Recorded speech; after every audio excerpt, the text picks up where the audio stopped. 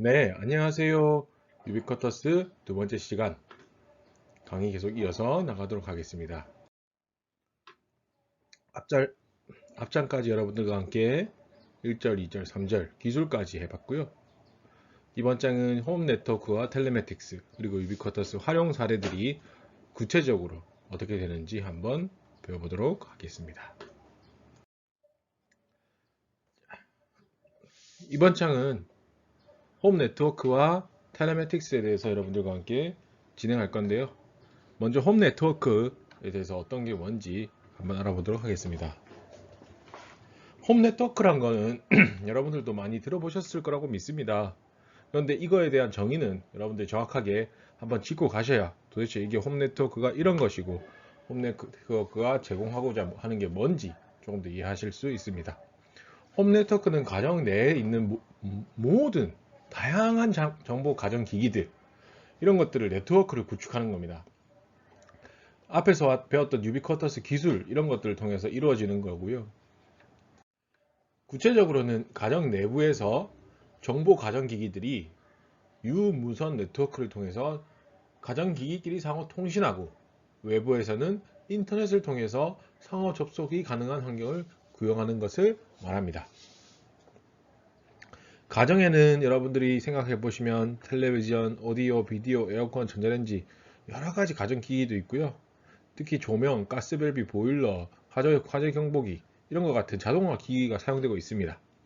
그래서 이 가정 내에 있는 모든 전자 정보 기기를 하나의 네트워크로 묶어서 집 안과 밖에서 모니터링하고 제어할 수 있도록 해서 가정 생활의 편리성을 향상시키는 게 홈 네트워크죠.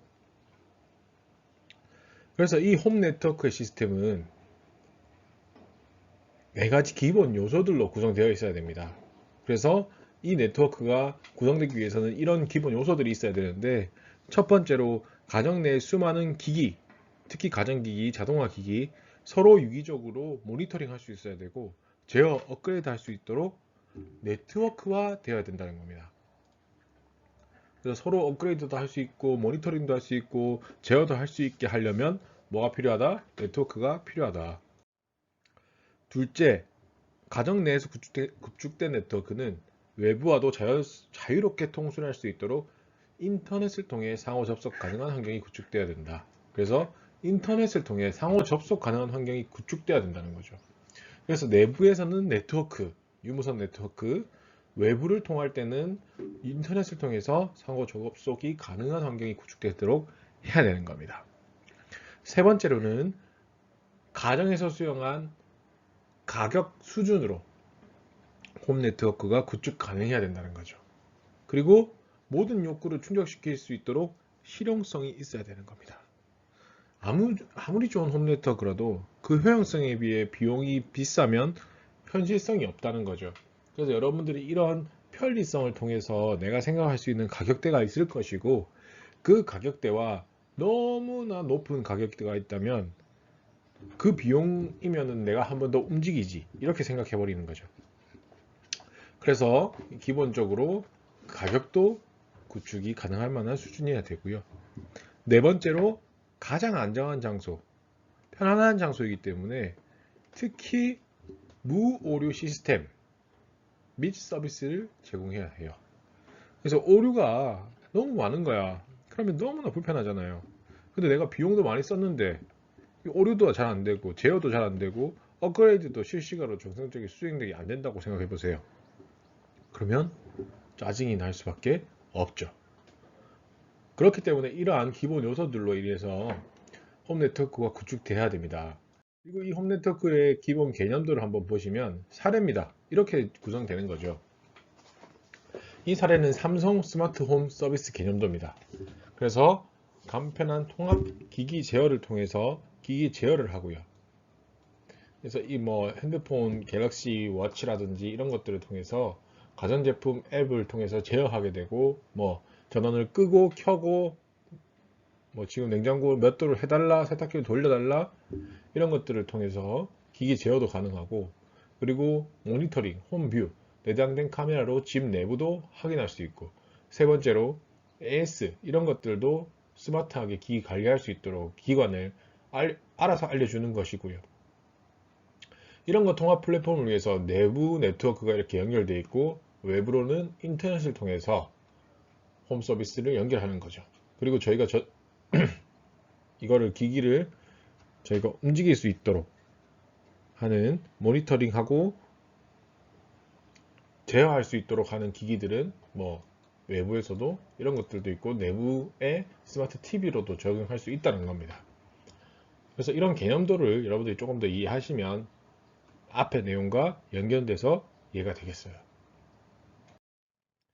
이 홈 네트워크 시스템이 제공하는 기능들을 한번 더 살펴봅시다. 특히 홈 네트워크 시스템은 뭐 간단하게 우리가 앞에서 알아봤지만 어떻게 더 자세하게 확인할 수 있는지, 어떤 정도까지 우리가 할 수 있는지, 여러분들도 해보신 분도 있으실 거고 안 해보신 분도 있으실 거니까 조금 더 자세하게 알아보도록 하겠습니다. 특히 홈 네트워크는 가정 내 모든 전자, 정보, 가전기기 등을 유무선 홈 네트워크로 연결돼서 누구나 그리고 시간, 장소 부여받지 않고 첨단 디지털 홈 서비스를 받을 수 있는 미래형 가정 환경을 구축하는 게 목표인데, 특히 이거는 편리한 가정, 안전한 가정, 윤택한 가정, 즐거운 가정 이런 것들을 구현하는 게 목표예요. 그래서 이게 네트워크에서 가장 서비스적 기능, 제공하는 가장 서비스 기능, 가장 기본적인 서비스 기능이라고 생각하시면 되고, 가정 내에서 첫 번째는 정보 가전기기의 자동 컨트롤 기능입니다. 특히 이게 홈 네트워크 시스템이 제공하는 주요 기능 중에 하나로서 각종 정보 가전기기 이런 것들을 자동 컨트롤 기능하는 거죠. 그래서 사람이 직접 컨트롤할 필요가 없게 되는 겁니다. 특히 실별 온도 조절기, 홈 네트워크 컨트롤러로 온도 맞춰 놓으면 그 온도를 유지하게 한다든지 온도 변화도 확인할 수 있고 외부에서 홈 네트워크 컨트롤러를 통해서 특정한 온도를 설정할 수도 있게 되는 거죠. 특히 이 홈 네트워크 컨트롤러도 조명 이런 것들도 점등, 소등, 가스 밸브 이런 것까지 연결할 수 있습니다. 그리고 가스 오븐 레인지, 식기세척기, 주방 가전기기, 세탁기, 에어컨 이런 것들을 전원 컨트롤 및 모니터링 하는 거죠. 어느 정도 뭐 지금 세탁기는 건조 과정이다. 이런 것들을 다 모니터링 할 수 있게 확인하는 거죠. 두 번째가 방범 밤제 기능입니다. 그래서 이런 것들을 이제 우리가 화재, 가스 누출 이런 것들이 생겼다고 생각해 보세요.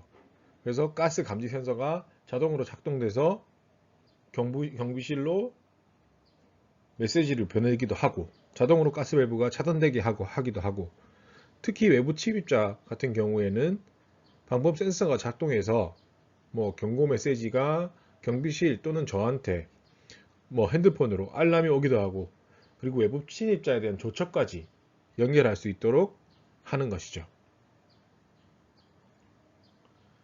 세 번째가 원격 검증 기능입니다. 집안 에너지 모든 사용량을 실시간으로 확인할 수 있고 분석할 수 있게 하죠. 지금도 여러분들 보셨을 거예요. 각종 뭐 수도를 확인하고 수도세를 내고 가스 검침원이 방문해서 검침을 하고 이런 것들을 줄여주는 거죠. 그래서 알아서 검침이 되고 결과는 지역별 서버 단지에다가 전송돼서 관리비 한정이 이용하게 하고요. 그리고 수도세, 전기세 내가 얼만큼 사용했는지 바로 확인할 수 있게 하고, 그런 것들이 얼마큼까지 나왔는지까지도 확인 가능하게 하는 게 홈 네트워크의 원격 검침 기능이란 거죠. 네 번째로 영상 통신 기능입니다.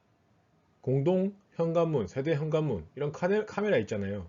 그런 것들을 이제 영상 기능 제공으로 해서 방문자 혹시 문을 열어주거나 방문자에 대한 녹화도 가능하게 하고, 부재 중에 우리가 오신 분들에 대해서 리스트 확인이 가능하기도 하고, 혹시 외부에 있을 때도 핸드폰으로 영상 수신을 해서 대응이 가능하게 하는 거죠. 그래서 영상 기능의 전화 기능을 접목해서 영상 전송 서비스라든지 인터넷과 연결시키면 다양한 정보까지 얻을 수 있게 하는 것이 영상 및 통신 기능입니다. 이러한 기능들을 통해서 우리가 생활이 발전하고 있죠. 특히 뭐 최신 아파트 같은 경우에 보시면 홈네트워크 서비스 기본으로 제공하는 경우가 많습니다. 뭐 초인종 눌렀을 때 핸드폰으로 연결해서 온다던가 이런 것들은 사실 그렇게 비싸지 않은 비용으로 구현을 할 수가 있어요. 저 같은 경우에도 뭐 예시를 말씀드리면 그 서울에 제가 사용하는 사무실 공간이 있는데 거기에다가 제가 홈 네트워크를 그 방문자를 확인하기 위해서 초인종을 홈 네트워크 와이파이에 연결시켜 놨어요.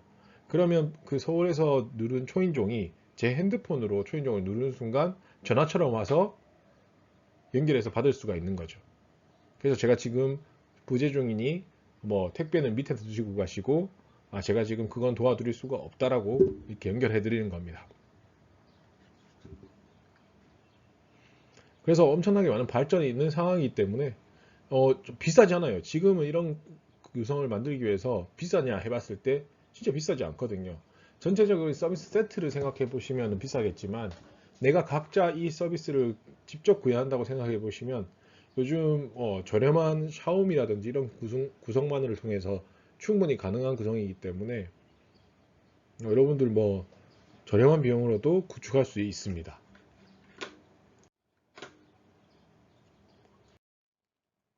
다음으로 텔레매틱스입니다. 이 텔레매틱스는 홈 네트워크와 쌍벽을 이루는 기술이에요. 그렇다 보니까 이게 이제 자동차에 같은 이동 운송 장비에다가 통신, 소프트웨어, 단말기 이런 것들을 네트워크해서 유비쿼터스 서비스를 하는 거거든요. 기존의 홈 네트워크는 집에서, 텔레매틱스는 자동차와 같은 이동 운송 장비에다가 하는 겁니다. 그래서 위치나 이런 것들을 다름을 조금 구별하시면 되고, 특히 이 텔레매틱스는 통신과 정보과학의 합성어거든요. 통신, 텔레커뮤니케이션, 그리고 정보과학, 인포매틱스 해서 이 두 가지를 합친 거예요. 그래서 무선 음성 데이터 통신, 그리고 인공위성을 통한 위치 측정 시스템을 기반으로 이동운송 장비에 정보를 주고받는 종합정보 시스템이에요. 그래서 종합정보 시스템이고요. 이런 게 이제 어디에 들어가냐? 차량, 항공, 선박 이런 것들에 들어가게 되는 겁니다. 그래서 자동차를 한번 예로 보시면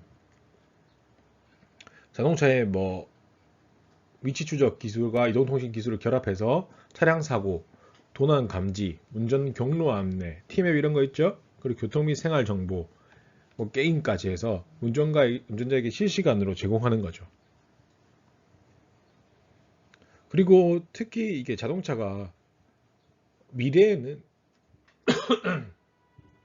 이동형 사무실로 사용이 가능하다고 생각을 해요. 그래서 이런 것들이 되게 이제 엄청난 변화가 생길 거다라고 예상하고 있는 거죠.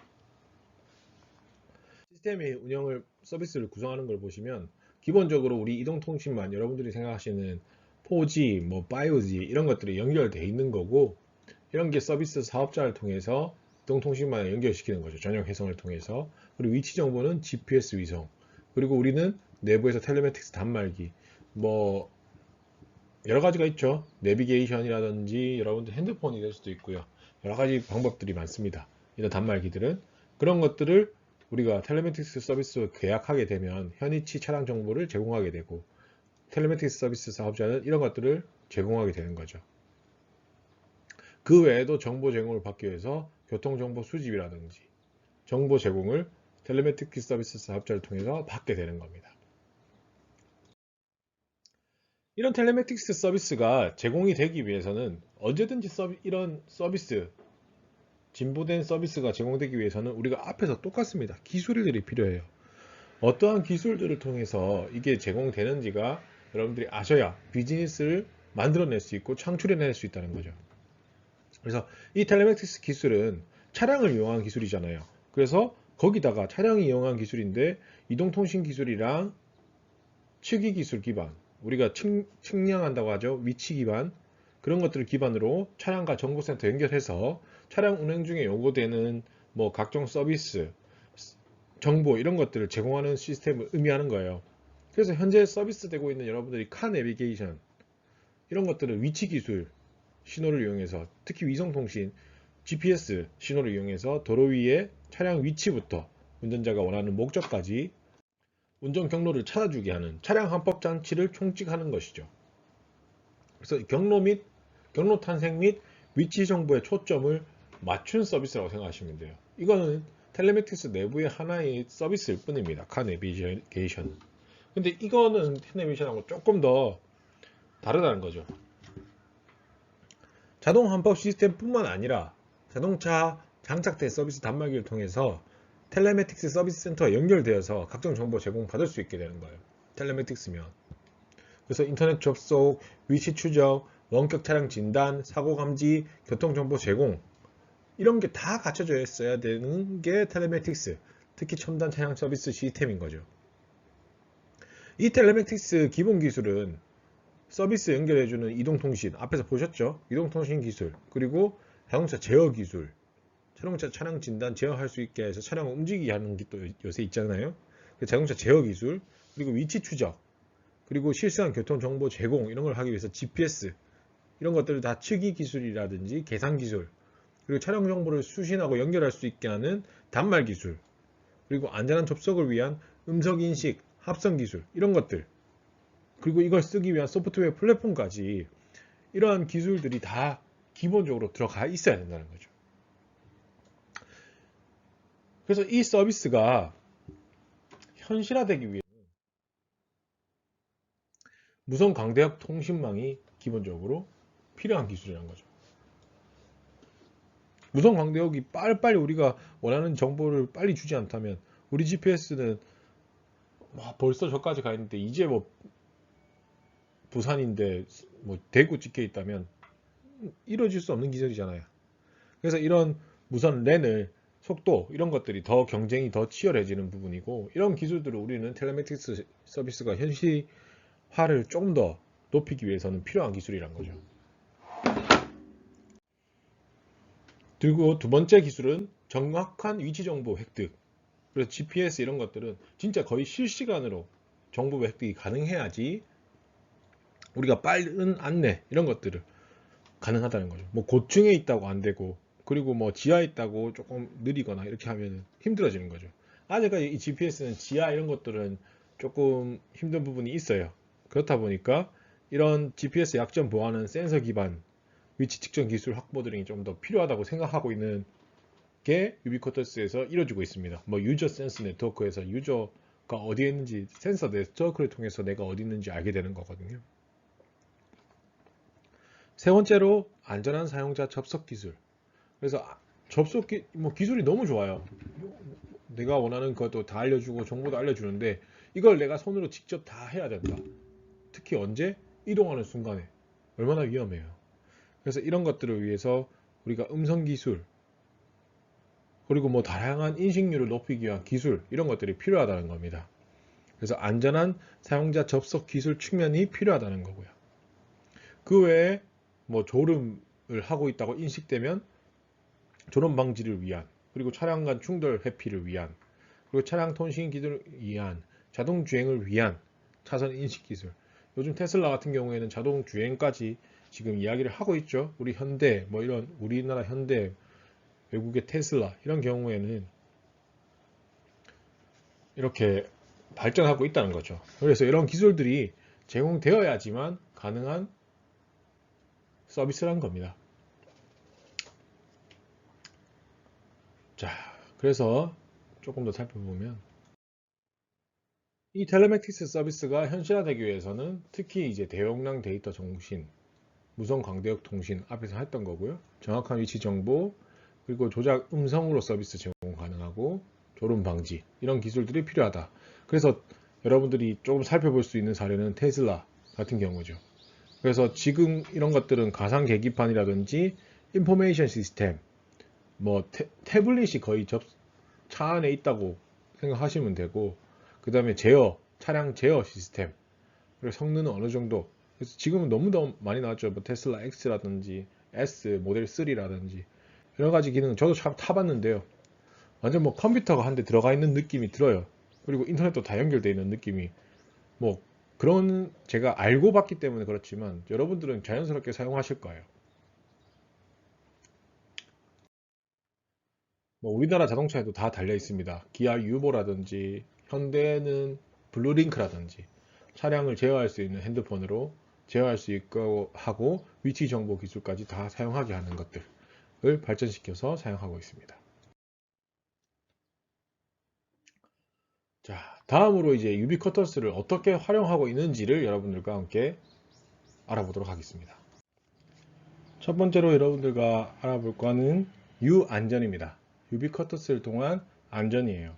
그래서 산업 현장에서 여러분들이 발생할 수 있는 사례들, 특히 위험한 사례들, 화재, 폭발, 가스 질식, 재난 재해, 뭐 범죄 이런 것들을 다 사전에 예방하고 사고 발생 시 신속한 전달 태기를 통해서 상한 전파, 대피 이런 걸 가능하게 하는 거죠. 그래서 재산의 인명이라든지 재산의 피해를 최소화시키게 하는 유비쿼터스 지향 안전관리 시스템이고요. 이런 시스템을 통해서 이제 많은 인력을 투입하지 않고도 재해 발생 요소 제거하고 안전하게 대피 유도하고 인명 안전 확보가 가능하고 현장 및 해당 기업의 비용 절감되는 효과를 낮출 수 있는 비즈니스 사례도 있다는 거죠. 그래서 이런 사례들을 한번 이런 게 있으니까 여러분들이 자세하게 어떤 게 있는지 나중에 한번 살펴보는 시간을 가질 거예요. 제가 과제를 낼 거거든요. 그래서 유교통 같은 경우에도 마찬가지로 유무선망을 사용하고 개별 차량에서 수집된 정보를 기존에 획일적으로 사용되던 교통 제어라든지 정보 제공 서비스에서 모든 사람에게 제공되는 서비스 있잖아요. 이야기들. 그런 거 벗어나서 나만을 위한 정보 데이터를 받는다는 거죠. 그걸 통해서 분석적인 방법을 이용해서 더 정확한 교통 정보, 이런 것들을 내비게이션, 노면 표지판, 인터넷, 기기 등을 통해서 제공하는 거죠. 이런 것들을 통해서 우리는 뭘 얻는다? 삶의 질을 향상시킨다는 겁니다. 그래서 대표적으로는 교통 정보, 공영주차장 정보, 교통 약자 안전, 교통 위반 단속, 교통 제어 이런 것들로 서비스를 구축하고 있죠. 특히 유교통의 개념도 보실 때 여기 성남 판교에 있는 사례인데요. 교통 CCTV를 통해서 이제 정체 및 돌발 상황을 감지하고요.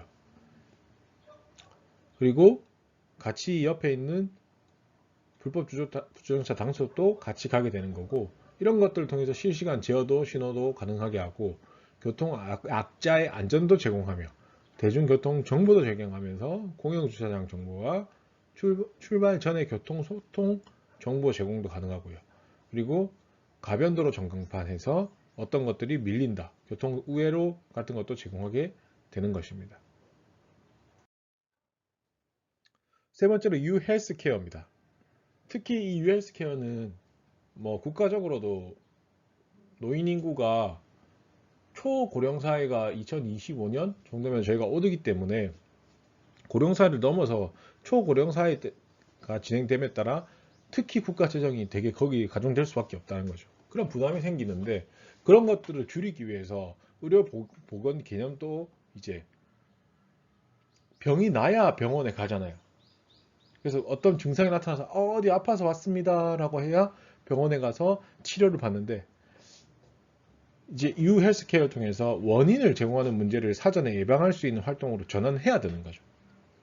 그래서 이 사람이 어떤 생활을 했기 때문에 이런 위험이 나타날 수 있다는 걸 사전에 예측해서 문제가 일어날 수 있는 장면을 예측해서 뭐 먼저 의료 보건 서비스를 받아보시라고 하든지 그런 정보를 제공한다고 하는 거죠.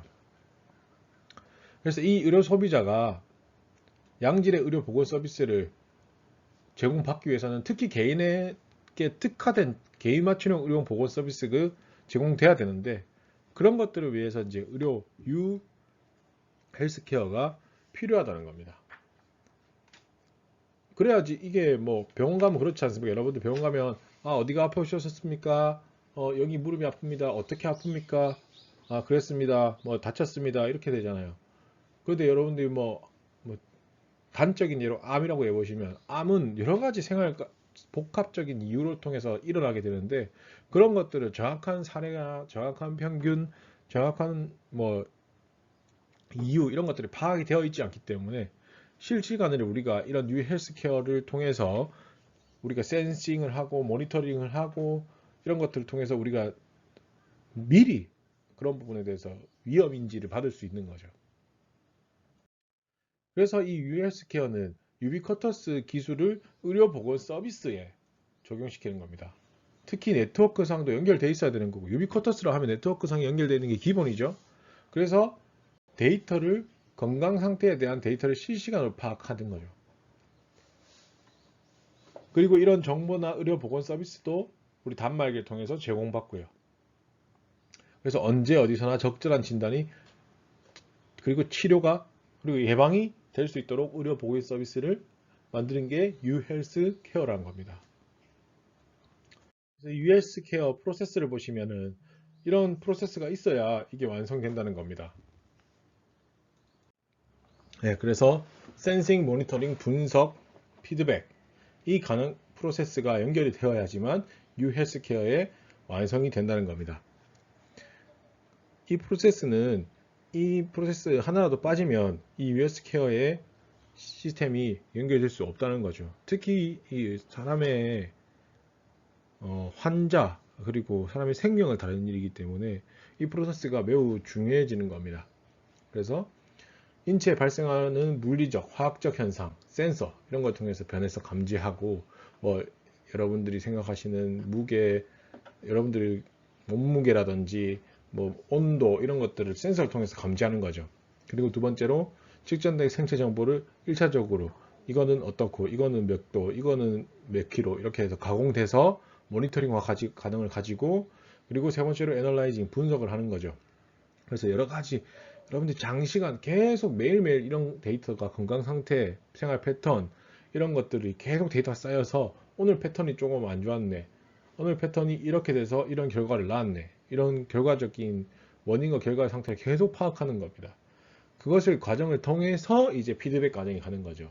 그래, 건강 상태의 변화가 이렇게 됐고 사용자에게 운동을 더 하셔야 된다, 아니면 병원에 가보셔야 된다, 혈당이 높아졌으니 확인해 봐야 된다라고 이야기가 나오게 되는 겁니다. 그래서 이런 프로세스 과정을 꼭 이해하셔야, 그리고 프로세스가 있어야 사람의 생명과 관련된 일이기 때문에 매우 중요한 부분입니다. 이렇게 유헬스케어가 더 나아가는 시대가 되니까 의료보건 서비스 공간 자체도 변하고 있다는 거죠. 예전에는 의료 소비자 생체 정보, 건강 정보 이런 측정 기기가 소비자가 몰라도 이런 것들이 생활 공간에 자동으로 지속적으로 측정되면서 관리되는 거죠. 뭐 예를 들면 뒤에 나오겠지만 여러분들이 뭐 화장실에서 건강 체크가 가능한 변기라든지 이런 것들이 다 내가 알지도 못하게 다른 일을 하다가 진행된다는 거죠. 그래서 의료보건 서비스 자체를 아예 일상적인 서비스가 되는 거고, 환자도 그런 부분에서 힘줄 수 있는데 자연스럽게 수행될 수 있도록 하는 거죠. 그리고 두 번째로 물리적 공간에 의존할 수 있는 현재 의료보건 공간을 가정처럼 편안하게 느낄 수 있도록 실제적 현실 공간으로 변환시킬 수 있다는 겁니다. 그래서 물리적 공간에 다 의존하고 있잖아요. 그래서 병원에 가야 된다고 하잖아요, 여러분들은. 근데 이 의료 공간 자체를 이제 아예 변화시키는 거죠. 가정에서 이행하는 과정으로. 세 번째로 이 US 케어 공간에서는 모든 환경이 통합됨을 의미하고 있습니다. 그래서 인간, 사물, 환경 이런 것들이 융합 이루어서 치료 공간과 생활 공간 이런 경계가 없어지는 거죠. 기능적인 연계만 가능하고, 그래서 사람이 더 편안하고 안정적인 마음으로 의료 보건 서비스를 받을 수 있도록 만들어주는 것입니다. 그래서 이 공간적인 특징도 변화하고 있습니다. US 케어를 통해서. 그리고 유커머스입니다. 유커머스는 여러분들이 많이 지금도 사용하고 계시는데 이런 커머스라는 개념으로 이해하고 계시지 못하기 때문에 나오는 부분입니다. 유커머스는 이커머스 기반의 엔커머스의 이동성, 편리성 이런 걸 조합한 새로운 상거래라고 이해하시면 됩니다. 여러분들이 지금 사용하시는 게 거의 다 유커머스 개념을 보시면 되고, 언제 어디서나 누구라도 모든 기기를 이용해서 신속하고 저가로 비즈니스 업무를 수행할 수 있게 하는 거죠. 그래서 이 개념이 여러분들이 조금 이해하시면 좋은데, 유커머스는 아까 이커머스의 기반과 엔커머스 이동성 편리성을 조합한 거라고 했지 않습니까? 그래서 유커머스가 어디에 있는지 이해하시면 됩니다. 이커머스는 웹 통해서 여러분들 웹, 인터넷 웹을 통해서 비즈니스 모델, 인터넷 PC를 통해서 여러분들이 많이 적용했던 게 이커머스라고 생각하시면 됩니다. 이커머스에서 발전된 게 아니라 엠커머스예요. 그래서 뭐 셀폰, 셀룰러폰이라든지 PDA 통해서 뭐 태블릿 PC 이런 것들을 통해서 여러분들 무선 단말기를 통해서 상거래하는 것, 엠커머스고요. 거기다가 T커머스 해서 TV를 통해서도 했던 게 있었어요. 그래서 지금도 뭐 저희가 많이 사용하진 않지만 기업의 형태에서도 많이 사용하고 있고요. 유커머스는 유무선 인프라까지 다 사용해서 기계 대 기계의 커뮤니케이션이 가능하게 하는 뭐 RFID라든지 MEMS가 기능적으로 들어가게 되는 거라고 생각하시면 되고요.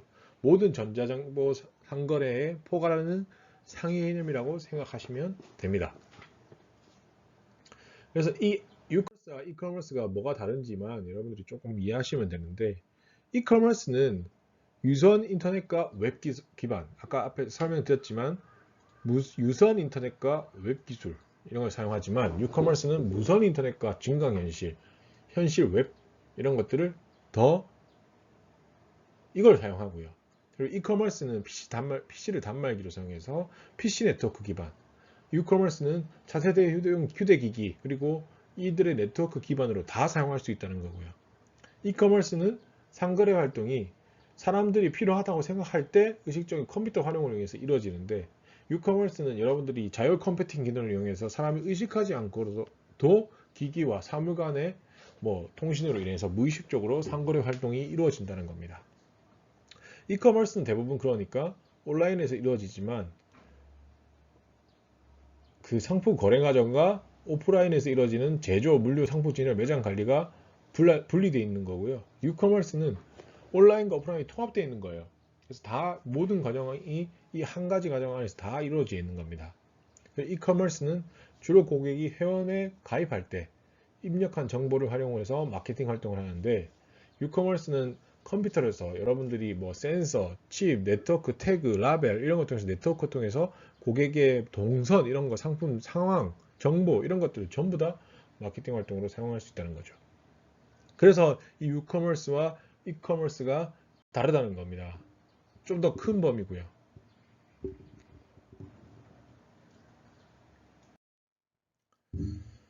유커머스 내에서도 이제 이렇게 발전하고 있고요. 그리고 유금융 해서 금융 서비스에 관련해서도 유비쿼터스 개념이 적용되고 있는 거죠. 여러분들 유페이먼트라든지 유뱅킹, 우리가 유뱅킹이라고 이렇게 딱 뭐 달리 불리진 않지만 유비쿼터스 개념이 들어가 있는 금융 서비스라고 생각하시면 됩니다. 그래서 언제 어디서나 편리하게 사용할 수 있는 금융 서비스, 유금융이라고 생각하시면 되고, 유페이먼트, 여러분들이 인터넷, TV, 전화 이런 것들을 통해서 지급 결제 서비스를 전달 수단을 활용해서 뭐 여러분들 신용카드, 금융계좌, 전자화폐 이런 걸 언제든지 편리하게 쓸 수 있게 하는 환경이 유페이먼트, 돈을 내는 환경을 언제 어디서나 할 수 있게 하는 거죠. 그래서 여러분들 지금 사용하시는 카드가 없더라도 뭐 삼성페이 이런 것들을 쓸 수 있는 것도 유페이먼트 개념으로 들어가시면 됩니다. 그리고 유뱅킹입니다.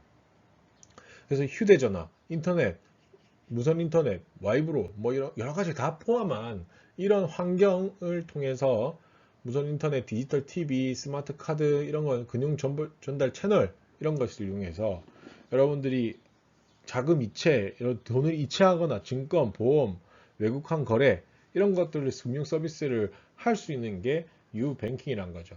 똑같은 개념입니다. 언제 어디서 누구나 편리하게 사용할 수 있는 금융 서비스인데, 지급 결제 수단이 유페이먼트고, 유뱅킹은 여러분들을 통해서 뭐 자금, 은행 거래뿐만이 아니라 증권, 보험 이런 것까지 다 되는 거죠. 그래서 우리나라 같은 경우에는 진짜 너무나 다양한 금융 서비스가 시장에 빨리 가고 있어요. 그리고 비저촉식 지급 결제 이런 것들은 교통카드 시작해서 삼성페이까지 여러분들이 발전되어 있던 걸 확인하실 수 있고, 여러분들 사용하고 계신다는 거죠. 그래서 이 유비쿼터스 환경은 충분히 여러분들의 미래 환경에서 도움이 되는 환경이고요. 이런 유비쿼터스에 대한 개념이 이렇게 발전되어 왔다는 걸 여러분들이 이해하시는 순간이면 좋겠습니다. 그래서 이 유비쿼터스 환경을 이해하시면 이 유비쿼터스 환경으로 인해서 기존의 이커머스, 이 비즈니스만 하던 것을 유비즈니스화 된다는 거죠. 그럼 언제 어디서나 누구나 하게 된다는 것은 비즈니스의 새로운 순간들이 더욱더 많이 발전하게 되고 나타나게 되는 경험이란 겁니다. 그때 또 다른 사람이, 새로운 사람이 이러한 서비스를 런칭해서 돈을 더 벌게 되는 거고, 지금 같은 경우에는 뭐 토스 이런 개념의 뱅킹 서비스를 보시면 기존에 없었던 개념이죠. 근데 그거 개념이 들어오면서 토스는 몇백억 대 지금 기업이 돼버렸죠. 새로운 기업이 나타난 거예요. 그래서 이런 개념들이, 여러분들의 비즈니스 환경을 변화시키는 개념들이 새로운 비즈니스를 툴을 만들고, 비즈니스 룰을 만들고, 비즈니스를 만들기 때문에, 그 비즈니스라는 건 여러분들이 쉽게 생각하시면 돈을 벌 수 있는 새로운 환경이 나타났다고 생각하시면 되는 겁니다. 그래서 그걸 이해하시고, 여러분들이 우리 이 비즈니스에 들은 이유가, 내가 비즈니스 환경에서 내가 어떻게 비즈니스를 해야 되며, 내가 뭐 사업을 하든 회사원이 되든 내가 하는 비즈니스는 어떤 분야이기 때문에 어떻게 발전하게 될 거라는 개념도 이해하시고, 그리고 비즈니스 환경이 변함에 따라 이 내가 하는 일 자체도 가치가 없어질 수도 있고 더 생길 수 있기 때문에, 그러한 나의 미래를 결정하는 수단으로서도 매우 도움이 되는 과목이 될 겁니다. 그래서 비즈니스를 잘 이해하시고, 내가 조금 더 관심이 가는 과목이거나 관심이 있는 분야거나 이런 것들을 어떻게 발전시키고 비즈니스화 시키는지, 어떤 기술들이 들어가게 되는지, 그리고 서비스의 발전은 그냥 서비스만 발전하는 것이 아니라 기술의 발전이 꼭 뒤따라 온다는 것들, 이런 것들을 강의를 통해서 여러분들한테 계속 알려드렸기 때문에 여러분도 그런 부분에 대한 이해가 높아졌을 거라고 생각합니다. 자, 여기까지 해서 여러분들 이 책에 대한 강의는 끝났습니다. 그래서 이 비즈니스에 대한 이해부터 해서 전략, 뭐 응용, 마케팅, 서비스, 비즈니스 기반 기술, 구현 기술, 정보와 시스템 통합, 그리고 CRM, 유비쿼터스까지 해서 비즈니스 환경에 대한 네트워크화 되는, 전 세계가 네트워크화가 되고 연결된 상태에서 우리가 어떻게 발전할 수 있는지, 이런 것들을 여러분들과 함께 강의를 해봤습니다. 자, 한 학기 동안 고생 많이 하셨고요. 이런 책은 저는 사두시면 저희 비즈니스 개념의 이해는 언제나 여러분들이 회사에서 쓸 수 있다는 것, 저는 아직도 쓰고 있어요. 이런 개념들을 뭐 제가 쓰는 제안서라든지 이런 거 개념의 녹이거든요. 사실 개념 정의 이런 것들이 제일 나중에 되면 기억이 안 나요. 그렇다 보니까 한 번 더 공부하고 한 번 더 이해하는 과정에서 우리에 대한 새로운 서비스를 런칭하거나 새로운 사업을 대해서 이야기할 때 도움이 많이 되실 겁니다. 그래서 저도 이 책들을 아직도 버리지 않고 다 가지고 있습니다. 그래서 구시대에 교육이 필요 없다라고 말할 수 없습니다. 언제든지 여러분들에게 도움이 될 수 있고 쓰임이 될 수 있는 가능성이 있기 때문에 책은 잘 보관해 두시면 좋겠습니다. 자, 언제든지 여러분들이 모르시는 부분, 이해 안 되시는 부분들은 뭐 학기가 끝나더라도 괜찮으니까 저한테 연락해 주시면 좋겠고요. 매일 여러 가지 메일로 답변해 주시면 제가 답변을 안 드린 분이 없으니까 충분히 메일 통해서 우리 주고 받을 수 있을 거라고 생각합니다. 네, 한 학기 동안 고생 많았고요. 여러분들이 가시는 길에서 조금이나마 도움이 되셨으면 한다는 바람에서 이 강의를 마치도록 하겠습니다. 한 학기 동안 고생 많이 하셨습니다.